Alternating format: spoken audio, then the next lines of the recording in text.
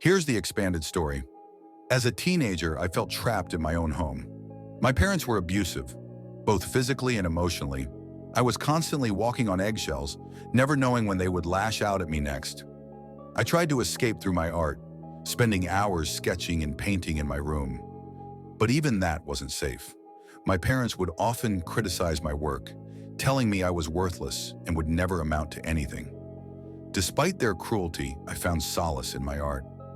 I began to dream of a life beyond my abusive home, a life where I could be free to create and express myself without fear of judgment or punishment. When I turned 18, I knew I had to leave. I packed a small bag and made a run for it, not looking back as I fled the only home I had ever known.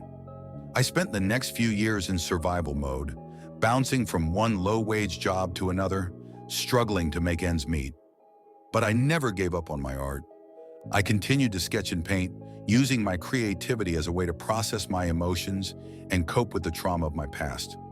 As I entered my young adult years, I began to find my footing. I started taking art classes at a local college, where I met other artists who shared my passion. I began to build a community, a support system that helped me navigate the ups and downs of life. It was during this time that I met Sarah. She was a charismatic and confident artist with a quick wit and a sharp tongue. We met at an art exhibit where we struck up a conversation about our shared love of art. I was immediately drawn to Sarah's passion and creativity. We spent hours talking about art, music, and life. I felt seen and heard in a way that I never had before. As we got to know each other better, I found myself falling for Sarah. She was charming and funny, with a deep love of art and music. I felt like I had found a kindred spirit, someone who understood me in a way that no one else ever had. But as our relationship deepened, I began to notice red flags. Sarah was possessive and jealous, often getting angry if I didn't respond to her texts right away. She would criticize my art, telling me that I was talentless and would never make it as an artist. At first, I brushed off these behaviors, telling myself that Sarah was just passionate and expressive. But as time went on, I realized that these behaviors were not normal. They were signs of an abusive personality, and I was trapped in a relationship that was eerily similar to the one I had escaped from as a teenager. I tried to leave Sarah, but she wouldn't let me go. She would beg and plead with me to stay, telling me that she loved me and couldn't live without me.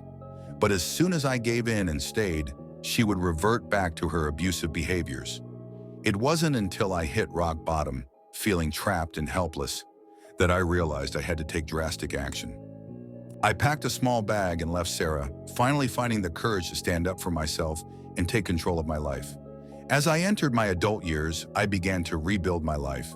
I started taking art classes again, and I began to build a new community of friends and supporters. I realized that I didn't have to be defined by my past, that I had the power to create a new future for myself. But the scars of my past still lingered. I struggled to trust others, always wondering if they would turn out to be abusive like my parents and Sarah. I struggled to form intimate relationships, fearing that I would get hurt again. Despite these challenges, I remained determined to heal and move forward.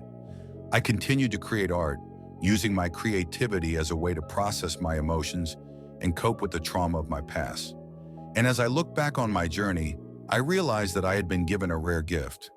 I had been given the chance to rise above my past, to create a new future for myself, and I was determined to make the most of it.